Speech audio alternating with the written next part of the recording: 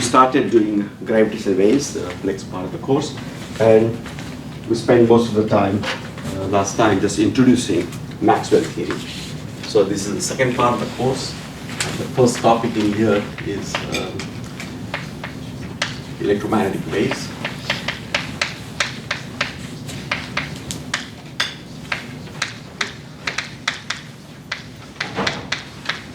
And the idea here, as I told you last time, was that we know what the electromagnetic waves are, and what we're doing is we're converting what we already know in a language that can be taken over in the case of gravitational waves. Okay. So the first thing that sort of I should say, which we did not discuss last time, is the following: that really the notion of whether a given solution has electromagnetic waves is something that can be really determined only by going asymptotically. So, for example, one might say, well, what about Poynting vector? This is a usual question one asks, that if I look at the Poynting vector and the Poynting flux, because we think of this as carrying momentum, and if the Poynting flux is not equal to 0, isn't it true that there is electromagnetic wave? That is a usual question that one might have. And the answer is no. Poynting vector can be non-zero, and there can be no electromagnetic waves. First remark is that this Poynting vector is, of course, not a Lorentz invariant quantity. It depends on a choice of a S frame. So, for example, you could just take just take a Coulomb solution. So I got a point charge just sitting here, right? In the rest frame of the point charge, the magnetic field is 0. So of course E cross B is 0, and there is no Poynting flux. And so we say, yeah, look, okay. With the rest, the charge is just sitting there, then there is no electromagnetic waves. So this FAB up here will correspond to E, say, E upon R squared times the unit time-like vector times the unit space-like vector. I could put hats, but we're using hats for conformal rescalings, so let me not put it. So that's just unit time-like, in this case, space-like vector, and that is the Coulomb solution. So if I put here with the minus sign perhaps. So if I put here a time-like vector, then I perhaps factor 2 also. Then if I put a time-like vector, I just get electric field. The electric field is radial. That will go away. The minus sign will go away, and you will just get E upon R squared as the electric field. But if I now go to another S frame,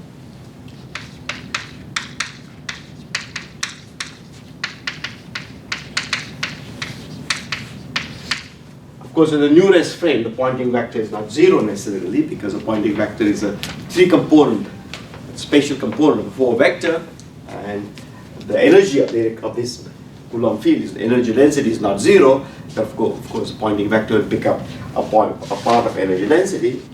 And if I were to do that, then I would obtain, so for example, I can just do another S frame.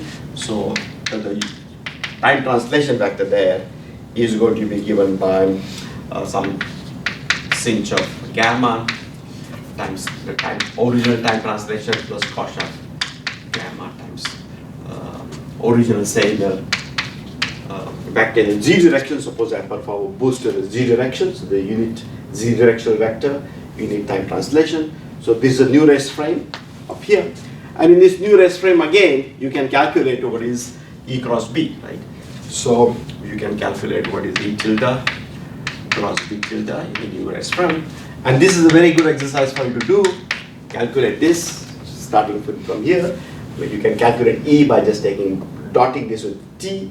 You can calculate B by taking star of this and dotting with T, and then in the new rest frame, the electric field will be given by taking this and dotting with T tilde, and the magnetic field will be obtained by taking star of this and dotting with T tilde, and then expanding it out and see what you get. And then you'll find that you get here something like you get minus E squared upon R to the 4 times beta cos of theta. So there's no beta, so beta is going to be cos gamma theta times Rm plus sich gamma times T. Again, R is a unit radial vector and T is a unit time-like vector. So you get this. So the new Poynting vector is not equal to 0, and that's just because Poynting vector is not Lorentz invariant. And now you can calculate this little flux of this. This is a Poynting vector. Let's call it P tilde for Poynting. So you can take an area element and you can calculate what is P tilde, some area element delta up here times ds. And you'll find that, of course, this is depends on what the area element you choose. This, in general, of course, is a flux of this quantity, and this will not be equal to 0. So if I just calculate the Poynting vector, of a static Coulomb charge, just sitting here, but if I'm moving relative to the charge, then in my rest frame, the flux of Poynting vector is not equal to 0. Therefore, I cannot tell. I mean, if you just say, well, look at flux of Poynting vector, if it is 0 or not 0, that is what is telling me there is electromagnetic wave. Then you have to say that, whether there is a wave or not depends on the choice of a rest frame. In the rest frame of the charge, there is no electromagnetic wave because the Poynting vector is 0. In another rest frame, there is electromagnetic wave because the flux of the Poynting vector in the other rest frame is not equal to 0. That sort of is ridiculous that the notion of electromagnetic waves would not be Lorentz invariant. So what is happening up here? What is happening up here is that this object is falling at 1 upon r to the 4th. But if I went any this area element and if I took it further away, then this area element up here would go like r squared sine theta d theta d phi. If I take a round area element like that, so there will be r squared here, and so therefore if I take r squared times r squared, I will get 1 upon r squared in the denominator, and therefore the flux out at infinity is actually 0 because of the 1 upon r to the 4th part and the area element out at infinity growing only as r squared. So the statement is that in a finite 2 sphere, the flux of the Poynting vector is not equal to 0. You really have to go at large r. And this is why one says that, well, the radiation field always falls like 1 upon r. If you are a finite distance from the source, I cannot tell which part of the field is radiation and which part of the field is Coulombic, and they're all mixed up here. You really have to go far away, where you can look at 1 upon r part, 1 upon r squared part, 1 upon etc., r cube part and so on, and then you are able to tell what is the radiative part of the field and what is Coulombic part of the field and so on. This is just ordinary Maxwell field, but I just want to sort of make you aware of this. But of course, this is exactly what happens also in the case of gravitational fields. Both linearized gravitational fields and exact gravitational fields. And exact general relativity and linearized general relativity. You cannot tell at a finite distance whether there is wave or not. You can look at things like, is there a tidal force? Well, but there is a tidal force even on Earth right now, right? There's a tidal force because the field is not uniform up here. So the tidal force is not enough. So you cannot really talk about gravitational waves or electromagnetic waves. Locally, you really have to go in what people would say wave zone, or in a more precise language, we're calling scri. I think you had a question, Martin? Yeah, I'm kind of confused what T is doing in a spatial vector like equals B. Yeah, so this is E tilde. This is in the rest frame of the T tilde vector field. So there will not be R tilde here. Yeah. So T is here just because of the new rest frame. Right? In the new rest frame, T is not. So those are just the spatial components. These are just components. I mean, these are just, this is a vector, and this vector is some of these two vectors. Right, so Tm means we only look at the spatial components of T, or like what are we doing here? Right, so, yeah, so the statement would be that spatial in the new race frame. Yeah, yeah. Right. Okay. So, but you don't have to do that. I mean, that will all taken care of. The time component of the new race frame would automatically be 0 because there will be a time component here and the time component here. They will both cancel out. Right? So it's not that here you have to do any projection. This vector will automatically be spatial in this new race frame. It is not spatial in the old race frame. And the reason is just because E tilde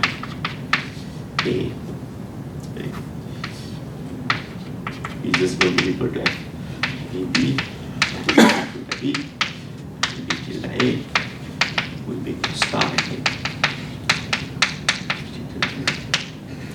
So therefore, it is automatically the case, because it is skew-symmetric, that E tilde and B tilde will be orthogonal to T tilde. But T tilde is a linear combination of the two, therefore E tilde is not orthogonal either to Z, or sorry, this should have not R, this should have been Z.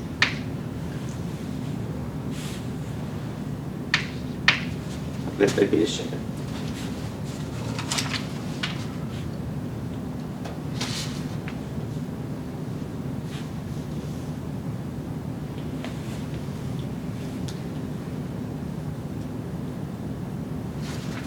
I think it's R. It just comes from here. It just comes from here. Okay, so but it's not perpendicular to E tilde and B tilde are not perpendicular to T or to R or to Z.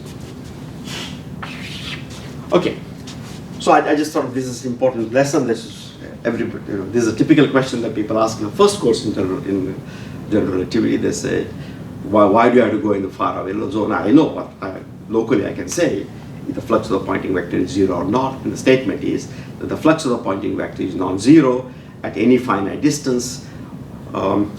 If you're not in the rest frame of a just point charge sitting out there, the Coulomb field of the point charge would have a non-trivial Poynting vector in a frame which is not the rest frame of the charge. Okay. That's why we have to go to we have to be more careful about what we mean by radiation. So then we looked at Minkowski space. And Minkowski space, we did a conformal completion, and therefore the metric we were interested in scri-plus, and therefore we looked at the metric which was ds squared is equal to, or ds hat squared is equal to omega squared times ds squared, and then these just become minus omega squared du squared plus or minus 2 du r. Omega plus d omega squared. As I emphasized last time, this metric is perfectly well defined.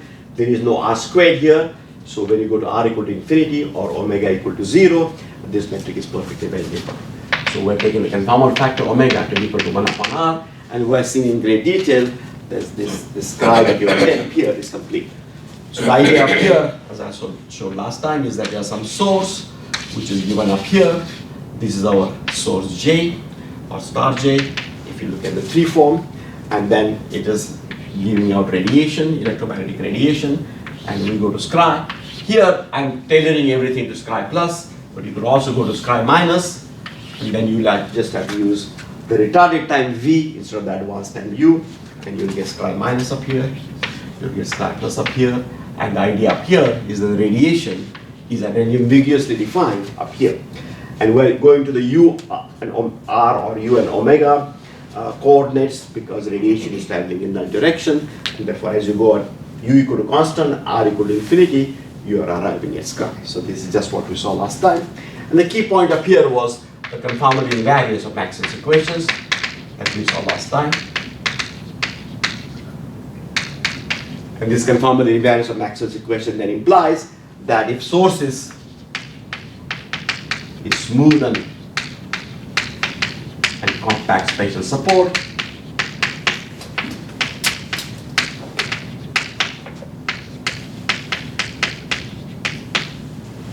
right? If it is smooth and has a compact spatial support, then the retarded solution, of course, is smooth. I mean, in the physical space-time also it's smooth, but in the physical space-time scri is at infinity, and I have to always look at what happens out at infinity. How the things falls off, whereas in the conformally rescale space-time, scri is just at a finite distance. Omega is equal to 0 here, omega is equal to 3 here if you like, and therefore this is a finite distance up here. And so the statement, as I told you last time, is that supposing this is electromagnetic wave, if you think of this room as space-time, so this is the time direction, this is space direction, and I got some charge source up here, then I can just go at a finite distance and I know that the field is smooth. And therefore what we found was that if I just put f hat AB equal to, I just define it to be equal to FAB, then this satisfies Maxwell's equations in a conformally rescaled space-time, and this is smooth. And this with the scri just at a finite distance, we smooth as scri. Now, this fact has very interesting consequences, and they go by the name of peeling property. So the main point about peeling properties up here is just that the structure, the physical content of this Maxwell field becomes more transparent if you use null tetrads a la Newman Penrose. The components of this electromagnetic field in the null tetrad fall off in different powers of R, and one of them will therefore represent the radiation field, other will represent the Coulombic part, and so on. This can be neatly disentangled by going to Scra and by looking at the components in the null tetrad. So peeling can be proven as a theorem, right? Is it almost formal? And how does it change if you assume that the asymptotics is not known? Let's say it's a space line. Changes completely. Completely. Okay. So the same peeling assumptions that we have doesn't necessarily hold if the asymptotics are different. Yeah. So if you have cosmology space-time, the cosmology constant, the peeling property. I mean, what I'm just saying here, this method applies. It doesn't care about whether you go to null infinity or not, but the particular rescalings that we're going to get in just a minute, they will depend on where your scri is. Okay. So for this, so the third part of the part B of 1 is just what is called peeling properties. Or actually, first you should say null tetrad. These are the Newman Penrose null tetrads. We have seen them before, so I'll be a little bit fast. But please, if you have any questions, ask me explicitly. So we're going to introduce these null tetrads up here, and these are in the physical space-time, which are unhatted. This is the physical space-time. This is a confounded rescale space-time. So in the physical space-time,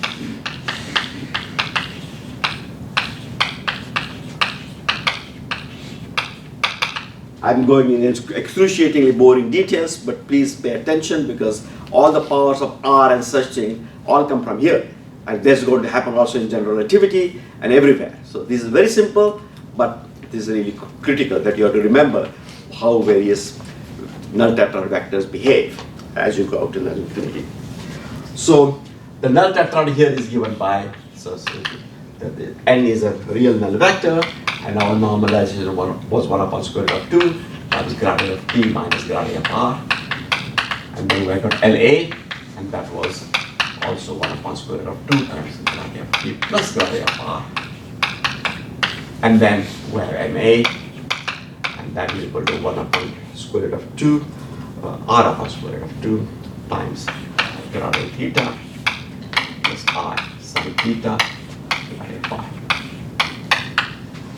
This factor r up here comes up just because the two-sphere metric is r squared times d theta squared plus, the physical two-sphere metric is r squared times d theta squared plus sin squared theta d phi squared.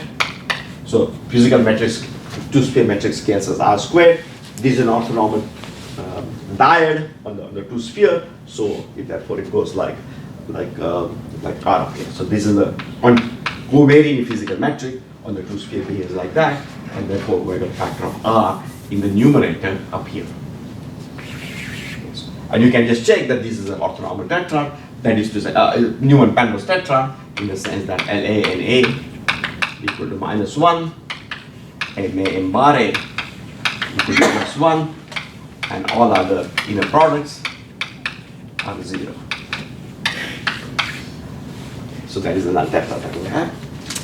And therefore, just to sort of write explicitly, therefore the contravariant tetrads would look like 1 upon square root of 2 times TA minus RA.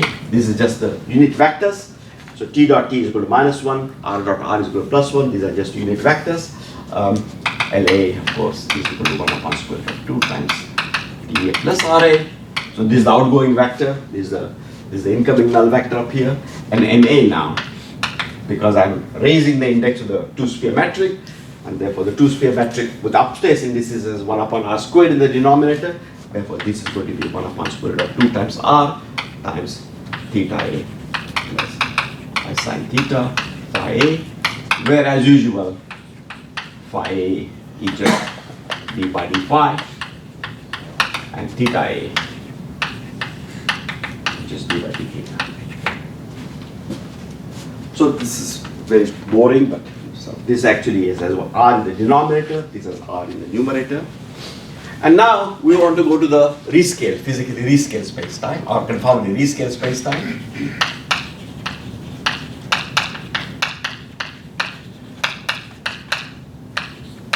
Metric G hat AB is equal to omega squared times GAB, and omega is just equal to given by 1 upon r.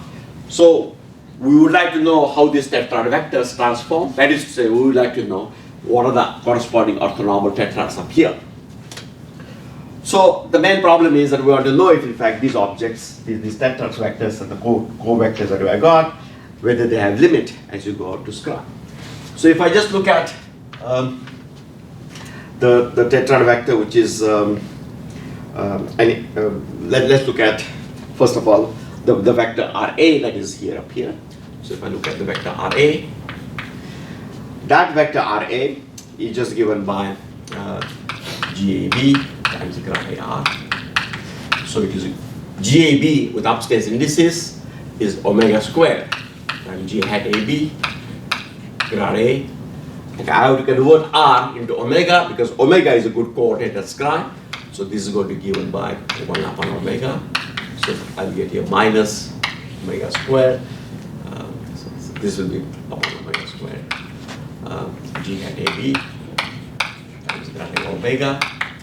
And this is what we are called when we did null infinity. This is the vector which is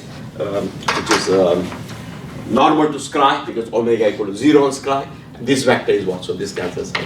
And therefore I get here this to be equal to what we call, I think previously we called NA, but now the Newman Penrose is called NA. Therefore, just to make a distinction, I call this N tilde I. This is just a definition of N tilde I that I used previously when we did null infinity. Okay. So this has a limit.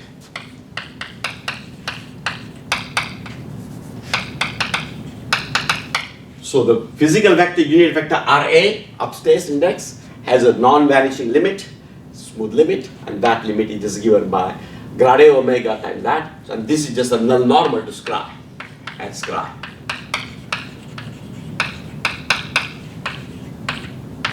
Because omega, grad A omega is a null normal, and therefore I'm just raising the index up here. So now I can also look at what is happening to the vector field TA, and TA is just equal to GAB times grad AT. But now T is not one of our coordinates. Our coordinates are going to be U, omega was R, theta phi. So we have to replace T by GAB times grad A of U plus R. Right? U and R are coordinates. And now I just do the same thing now. So GAB is equal to omega squared and G hat AB. U has a well-defined limit at Scra. R is what is happening up here. And you'll find that this actually, in fact, the limit is just equal to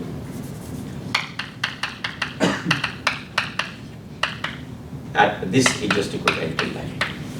So I'll just leave this a quick check for you. So RA has a limit to Scra, which is minus N tilde I. That is to say, it is the minus the normal grad A omega with the raised index, and TA has a limit to Scra, which is just equal to N tilde I. It's just 2 lines. Just fill out the calculation, and you will see that. So because of this, you see now what is going to happen up here. If I look at NA is TA minus RA, TA minus RA. So I'm going to get the limit to be equal to N tilde I plus N tilde I. So I'm going to get 2 times N tilde I. So therefore, limit to Scra of NA, I'll get 2 times, but there is a 1 upon square root of 2. So 2 times N tilde I. And that is the reason why I call it n tilde, because it is not quite normalized.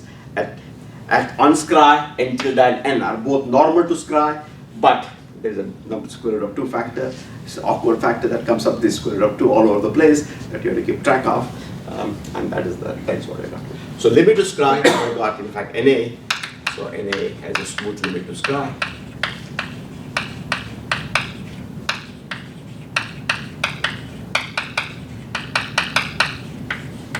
So what have we learned so far?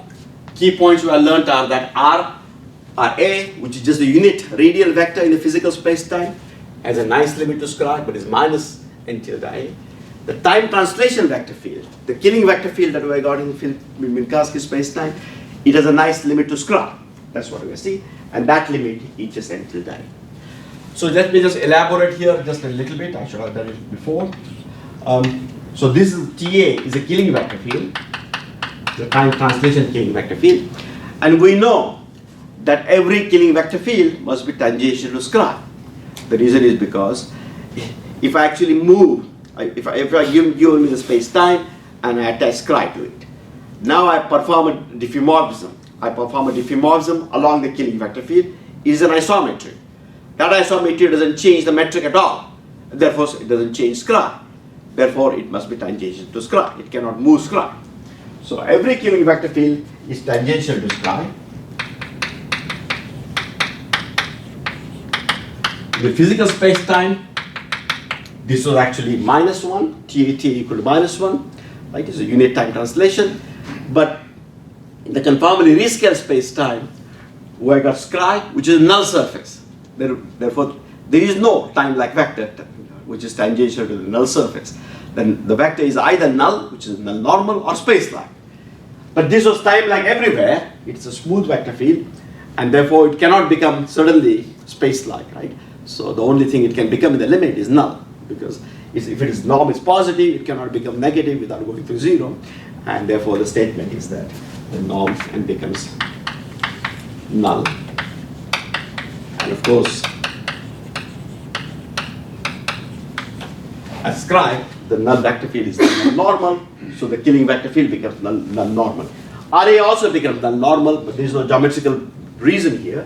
Here there is a geometrical reason. In other words, here we really have to do this calculation. Here, just from general considerations, we could conclude that TA must be proportional to n tilde A, but of course, to get the proportionality factor, we actually have to do a little calculation, and that tells us that it is square root of 2 times n tilde A. So is equal to just n tilde A, and therefore NA is square root of 2 times n tilde A. Now what about limit to scri of LA? Well, for LA, GA is going to n tilde A, and therefore an RA is going to minus n tilde A. Therefore, the limit to n tilde of scri is 0. Limit to scri is equal to 0. So the question is, how does this rescale?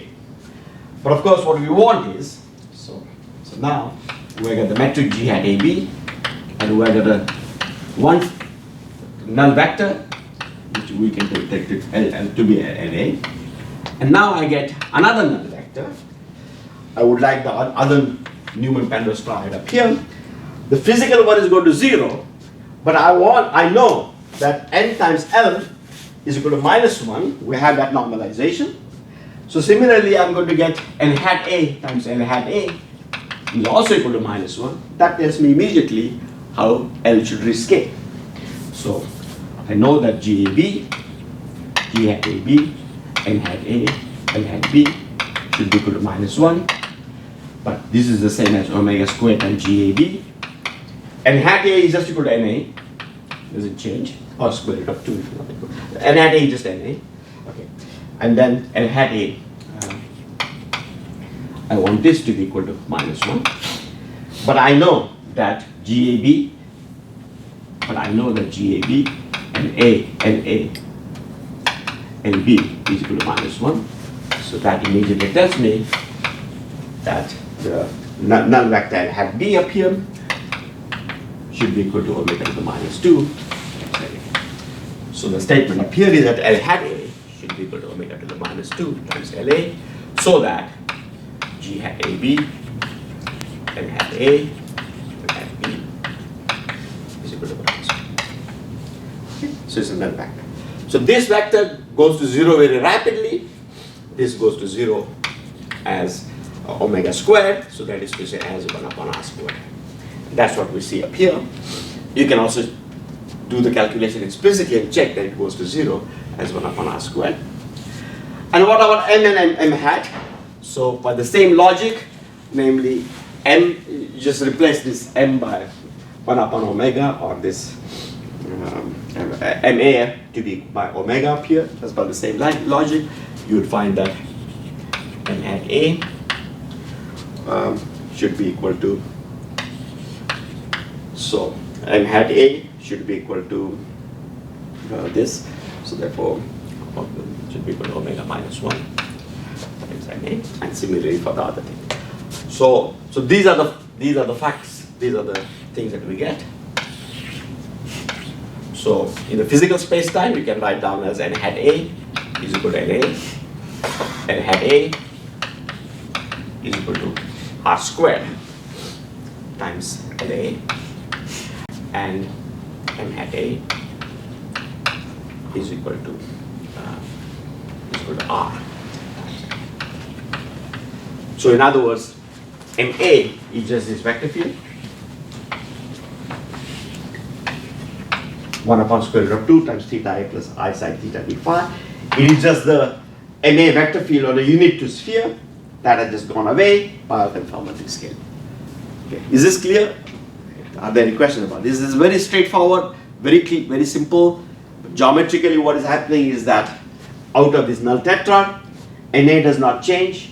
La is going to 0 very rapidly, so we have to rescale it by 1 upon omega squared, or multiplied by r squared. This is going to 0. Similarly, Ma upstairs is going to 0, so we just rescale it, and we obtain some vector which has a limit to Scra. So this is our limit. Okay, it's very simple, but just remember this.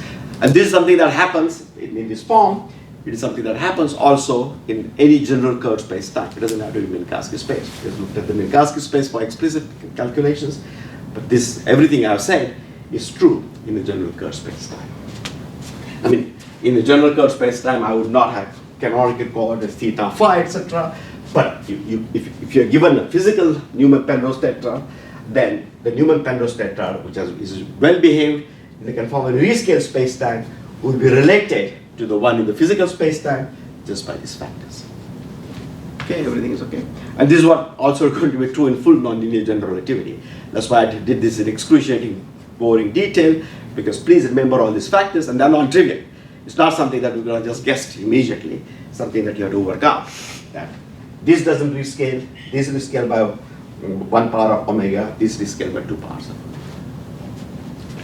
Now this immediately tells us very interesting properties which go under the name of Peeling theorem. So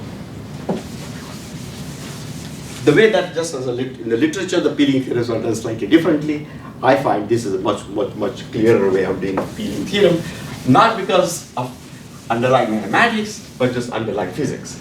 Because now the Peeling theorems are just going to come out of the fact that the field f hat AB is smooth as Scra. You don't need anything else. Why is it smooth as Scra? Because of conformal invariance of Maxwell's equations, the field is completely smooth as Scra. In the case of gravitational field, we don't have conformal invariance for Einstein's equation. Therefore, smoothness is something that will be just assumed for the solution. That is to say, if we'll call a space-time asymptotically Minkowskian, if in fact Scra has sufficient the metric at Scra has sufficient differentiability. And again, this idea of peeling will follow word by word in that case. Okay.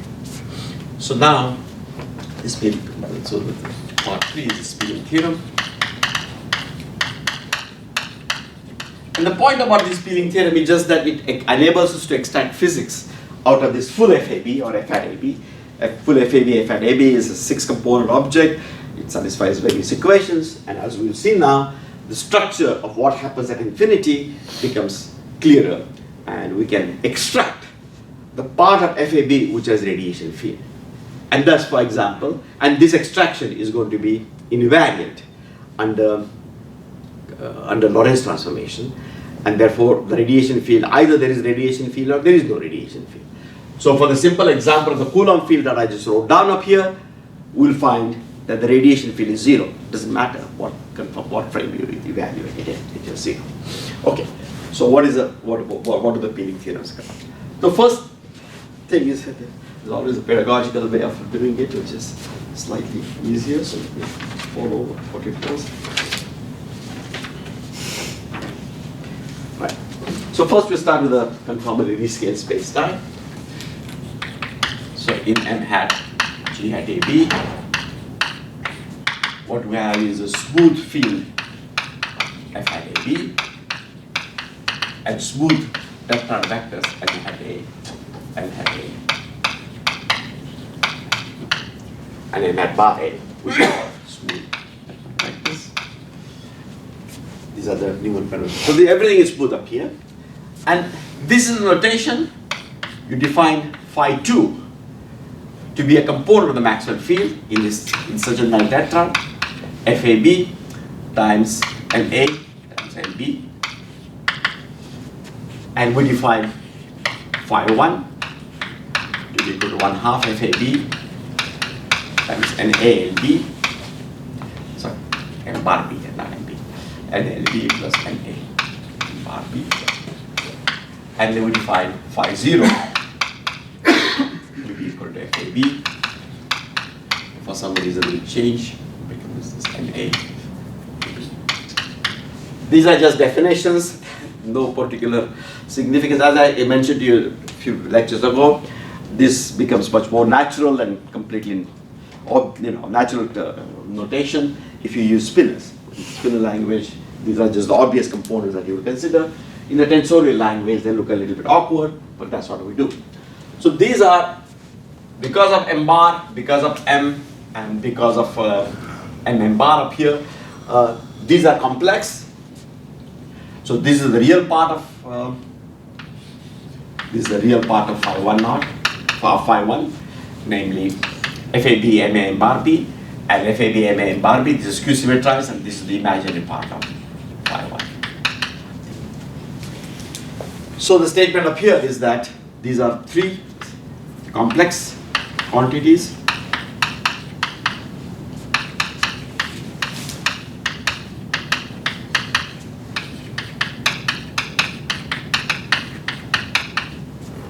not very profound. They have the same information as in the Maxwell field. If you give me a Maxwell field and a tetrad, I can construct this and conversely. So it's just a component. Now just a side remark, because I've seen students getting confused about this. Very often they are called Newman Penrose scalars. Phi 0, phi 1, phi 2, they are called Newman Penrose scalars. And then as soon as you hear the word scalars, you feel that means they're invariant. Well, they're not invariant, they're clearly components, right? So if it depends on the choice of your chart. If you change the chart, they're going to change up here. But they're called scalars in the sense that they are coordinate independent. If you give me these vectors, then these quantities are just scalar products, just contractions of the Maxwell field with various vectors. Therefore, if I make coordinate transformation here and get coordinate transformation here, they don't change. It's not a very profound remark, but scalar does not mean it has any invariant quantity. Some people, sometimes you will call them Newman Penrose invariants. They're not invariant at all. They depend on the choice of tetrad, null tetrad. We just happen to choose one, but you can choose another null tetrad at scri. At scri, the only canonical vector that I got is a null normal to scri, which is n, and even that can be rescaled. And L and M and M bar is our choice. We just made one choice by using some Cartesian coordinate systems. In particular, we use a particular vector field T and R and so on and so forth, and that gives us choice. It's a nice choice, but it's a choice. There's no God-given reason from the point of view of scri to just stick to that choice. So these are just 3 complex quantities. And now, the point is that at scri, so these are functions of u, omega, theta, phi. At scri, omega is equal to 0. Therefore, at scri, the evaluation of phi 2. When I say scri, in this case, I'm just always been scri-plus. It could have been scri minus. I can do the same thing with scri minus, but then I have got to use the coordinate v. For concreteness, I'm just using the coordinate European. So at scri, this is just given by, this is just written as evaluate at scri is called as phi 2 naught, and this is a function only of u theta phi. So it's a function on scri. Scri is u going this way and theta and phi going this way. Let us do cross R topology up here. Scri is doing that. And then this phi 2 naught is just a function here. It is the leading order behavior of phi 2. And if you like, what I can do is I can do a Taylor expansion of phi 2 in the powers of omega. Omega is equal to 0 here. So I can write this phi 2 as phi 2 naught plus omega times phi 1 naught, which will also depend on u theta phi, plus omega squared times some other thing, some other coefficient time, which will also depend on u theta phi, etc., etc. So I can do this partial expansion if I want it. And this is just the leading order term. So you see again and again in the literature, in numerical relativity and so on, what people will be plotting is quantities like this. And this naught just means the leading order component of this conformally invariant, of this component in the conformally rescaled space-time of the Maxwell field. And similarly then, I got phi 1 naught, which is a function of u theta phi, and I got phi naught naught u theta phi. So the downstairs index up here, the covariant index, tells me which component I'm looking at. This component, or this component, or this component. And up here, 0, that just says that this is the leading order component, a leading order part of this particular component, leading order part of that particular component, leading order part of this component. So these are the parts we just have evaluated scri, and that's what we have here. Okay, and now the next statement is extremely simple. It is just that we know by definition that all these fields, phi 2, phi 1, phi naught, these are all smooth in the physical space-time. We've got smooth FAB and smooth these things, and therefore these Newman Penrose components are all smooth in the conformally rescaled space-time. But now what I would like to do is, I would like to relate them to what is happening in the physical space-time. And that is very simple.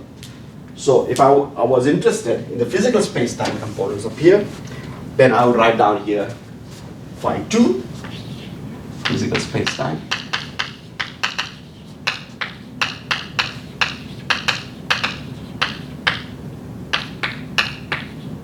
I would write down phi 2 up here, and phi 2 would be exactly that. So this should have been. So I made a mistake. I apologize of it. Here I should call it phi hat, f hat, phi hat, f hat.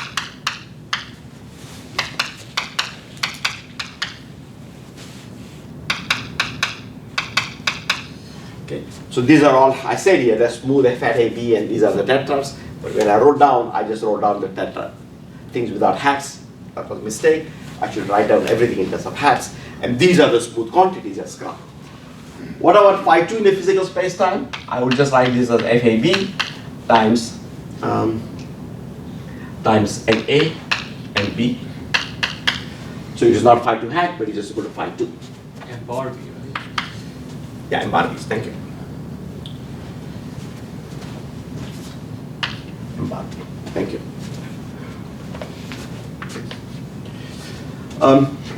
But this is, I know what this is.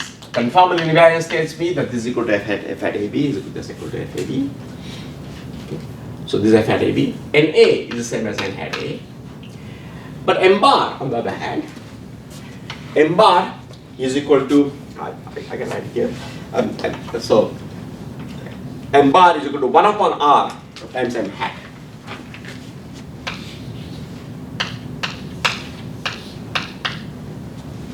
Okay. Therefore, this is just given by phi 2 divided by R. Phi 2 is given by phi 2 hat divided by R. This is just phi 2 hat. This is phi 2 hat divided by R up here. So therefore, if I were to look at this phi 2 as a power series expansion 1 upon R, it would look like phi 2 naught. Phi 2 naught is just the leading order behavior of phi 2 hat. So it will look like phi 2 naught u theta phi upon r plus higher order terms. If I were to Taylor expand, I will get plus order 1 upon r squared.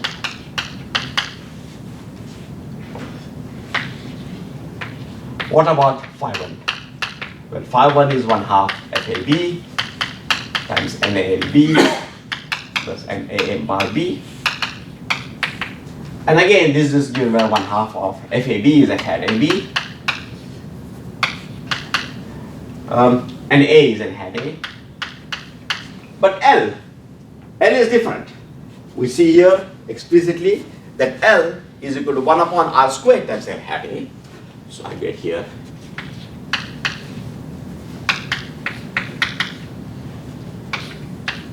and what about M and M bar? Well, M and M bar are both each of these terms will acquire 1 upon r from here. So therefore again I get MA.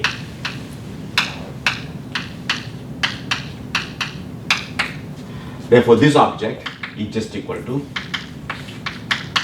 phi 1 hat. Denominator is phi 1 hat divided by r squared.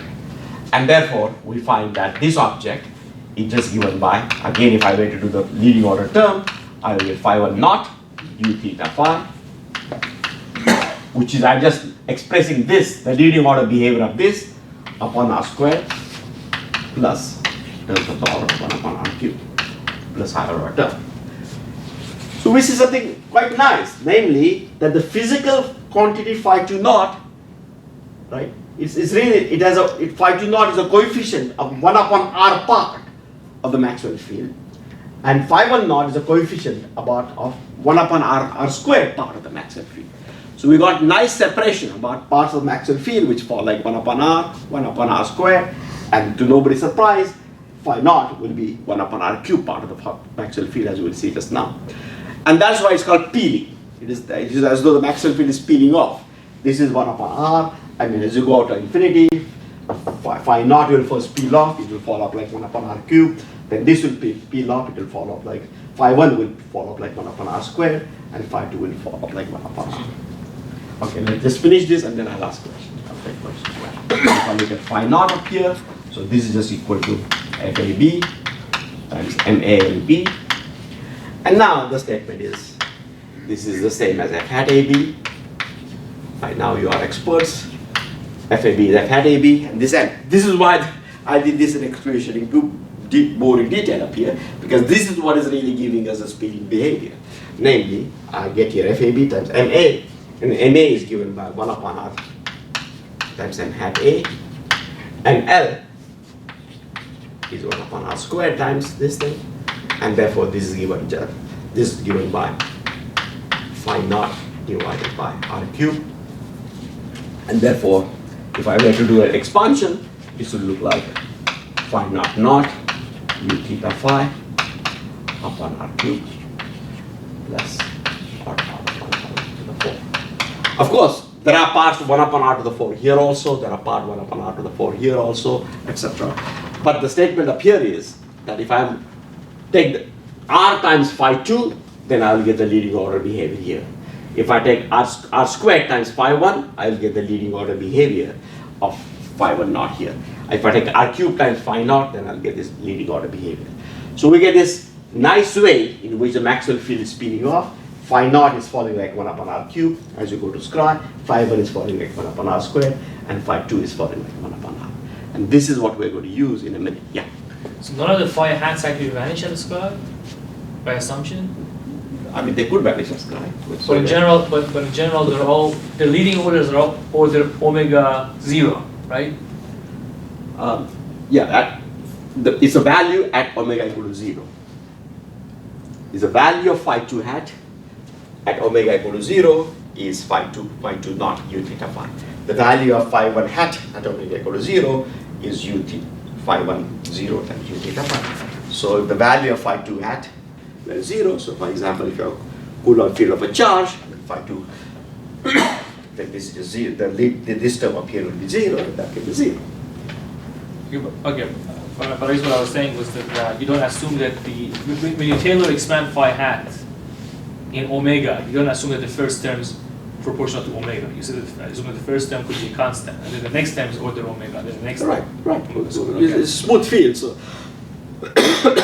supposing I'm doing, right, let's do it slowly. So this is omega, so omega I can just write as a axis up here, omega. This is omega to 0. And I have all these phi 2 hat, phi 1 hat, phi 0 hat. They're all smooth functions, right? And I'm doing Taylor expansion. Yeah, so the value of the Taylor expansion is always going to be the value here plus omega times something and plus etc. So it's not, Yeah, I was just wondering if Peeling was saying something stronger about some other phis, like that would necessarily have to vanish as well. no. So the statement here is that just all these quantities in general are non-zero. Of course, in some particular example, I mean, if I'm doing Taylor expansion, in a particular example, something could be 0, but in general, it could not be 0. Okay. So why is this of interest? And this is what we now are going to see. So this already suggests to us, or I should not perhaps have to erase this. This already suggests to us that in fact, phi 2 naught, or phi 2 in general, should be thought of as a radiation field because it falls off in the physical space-time. Phi 2 falls off like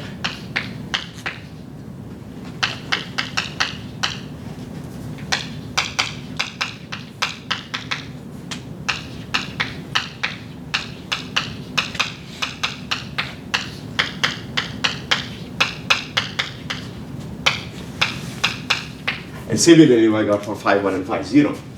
So you can think of this as being falling off like 1 upon r, and therefore you might think that this is really the radiation field that we should think about. And as we will see in a minute, this is indeed the case. So the next topic to see that this is radiation field really, I mean, it's falling at 1 upon r, so you already may want to call it radiation field, but there's a stronger reason, and that's what we're going to see right just now. And so the next topic, D up here, is going to be a detour into what is called spin-weighted function. So spin-weighted functions or spin-weighted calculus of spin-weighted fields. So that's what we want to do now.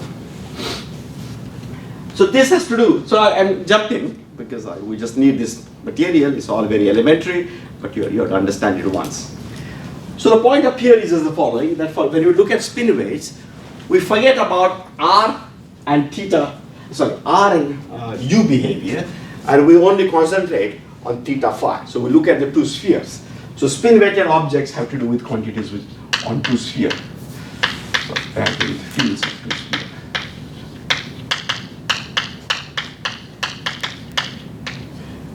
I want to say that you can do everything without ever thinking about spin-weighted objects, but it's just that it's full of, in the literature, it is used very, very often.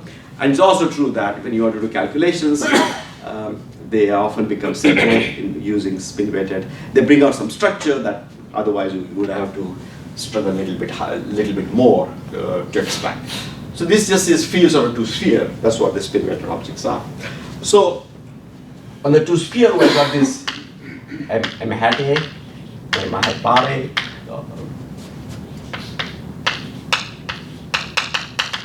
On the unit two sphere, so we got this M hat and M hat bar, and these are, as we saw, the metric is really that of a unit two sphere on Scra, and these are the vectors that we got here, and therefore we will M GAB, GAB, G hat AB and hat A hat B.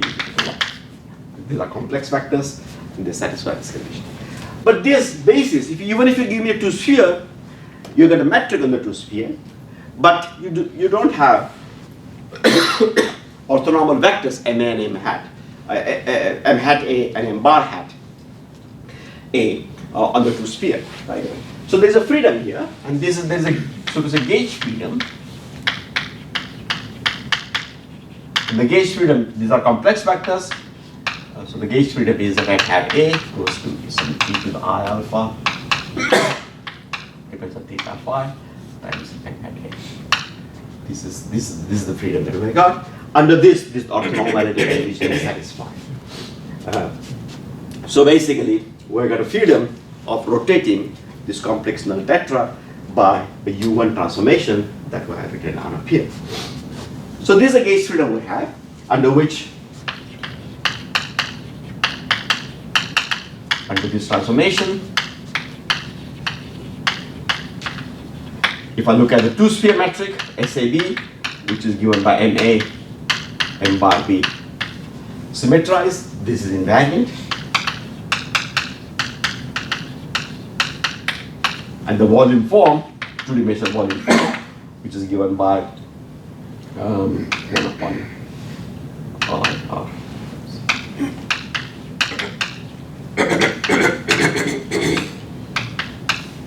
That is also invariant.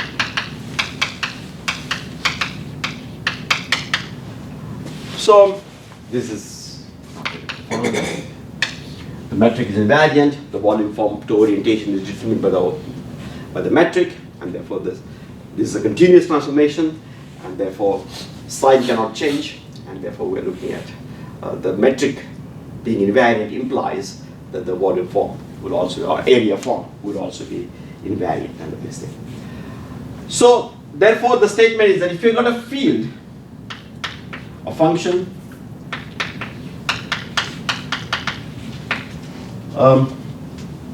maybe I should. Now suppose you consider a vector field of one form, VA, and I can expand it out in the basis, and I'll call it F bar times MA plus F bar plus F times M bar. I'm assuming this is real for simplicity because we're going to be interested in real.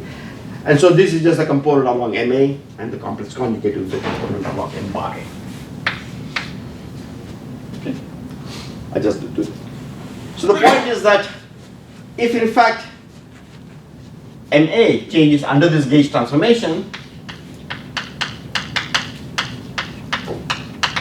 V of course has never heard of MA and M bar A. V is a physical vector that you're given, like for example the electric field or magnetic field or something. Of course that doesn't change at all. But on the other hand, MA and M bar A changes, therefore F and M bar change. So F is going to change by e to the I alpha times F, because M bar changes by e to the minus I alpha times F times M bar, therefore F changes by e to the I alpha, and F bar therefore changes by e to the minus I alpha times F up here. So this quantities which scale under change by e to the I alpha are called spin rate 1. So we say F has spin rate 1. So anything which changes by e to the I alpha will be spin rate 1. If in fact I got some quantity, some other quantity G H, which changes by e to the 2I alpha or Si alpha in general. S is an integer times H. Then this is H is supposed to have spin rate S. And of course, this H would in general come from just the tensor field, TA1 up to AN. And if I were to expand this out, in particular, I will get term which is M bar A, M bar B, sorry, M bar A1, M bar A2, up to M bar AN, AS. This quantity will be H, this quantity H up here. And this H has, because T does not change, this H has a spin rate, is going to have spin rate S in general. So here we have got spin rate 1, the coefficient M.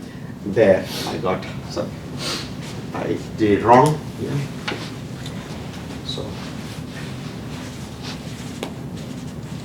here I was expanding the vector. Here I'm contracting the tensor. Therefore, if I have S contractions with M, then I got spin rate S up here. So basically, M has spin rate 1 and bar has spin rate -1. We're going to finish in 1 minute.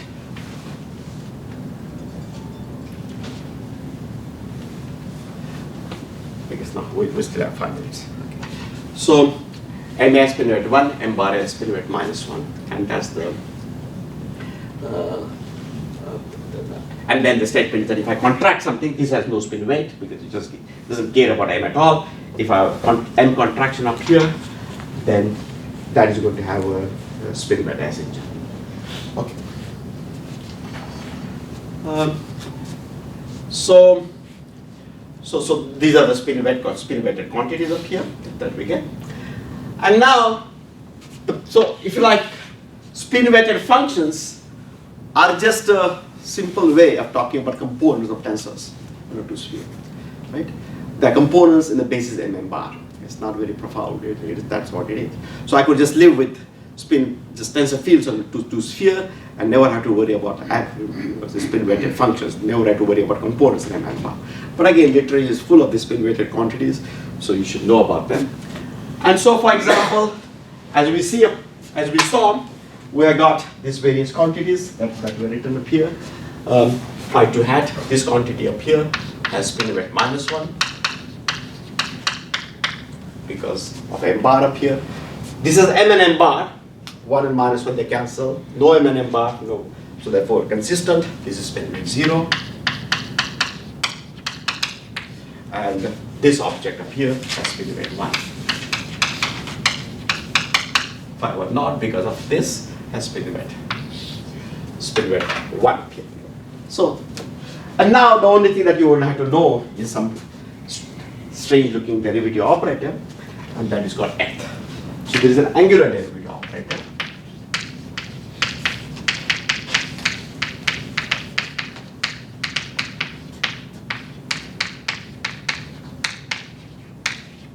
Which I call F here.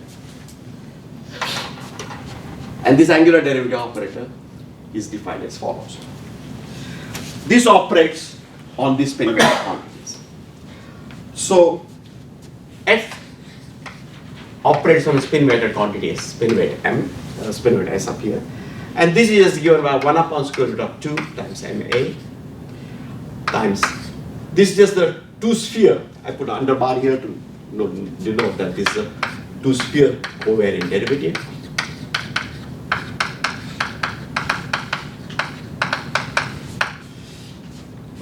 Times fs minus s plus square root of 2 times cot of theta times fs. And the coordinates, so this is the last thing we'll do, and then we're almost done up here.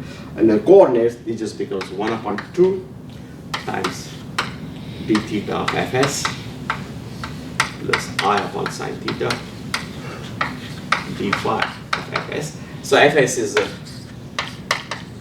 spin weight s function minus s cot of theta times fs. So it's a messy looking definition, but its origin is very simple. And we'll just do that and then we'll stop.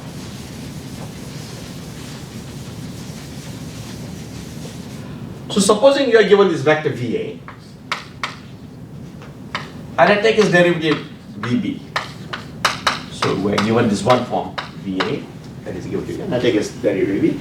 And then it's natural to evaluate, for example, MA and B, or MA and bar B, or M bar A and bar B, etc. I just give one example. Now this, everybody knows, can be just written as MB dB of VAMA. Just using Leibniz rule, I'm taking this inside and minus MB dB of MA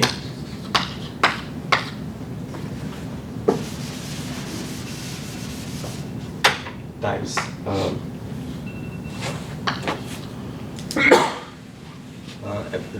MB times V. Right? I just took M inside and I'm just correcting it for it. But I'm just using Leibniz rule, not very profound up here. So this is given by that. Yeah, I'll just finish in 1 minute or a minute. So what are we going to? So this is the formula that we got. But this quantity is exactly MA VAMA. VAMA is precisely this F. This F. spin weight 1 quantity. So this is equal to MB dB of F. And instead of writing F, let me write as F1 now, because to reflect the fact that it's spin weight 1 minus, I'm going to get here MB dB of MA times VA. And I can expand out this also in terms of M and N bar, but let me not do that.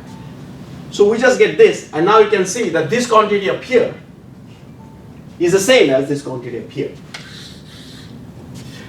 And this quantity is just a connecting factor. So this derivative looks very mysterious. Where did all these things come from? And they just come from the fact that this is a covariant derivative. Spin-weighted quantities refer to the contractions of tensors with m's. And now, if I were to take it inside and get a spin-weighted quantity, then I have to correct by this derivative operator. I can expand out this VA, and as I did up here, I can write as F bar AMA plus F M bar A.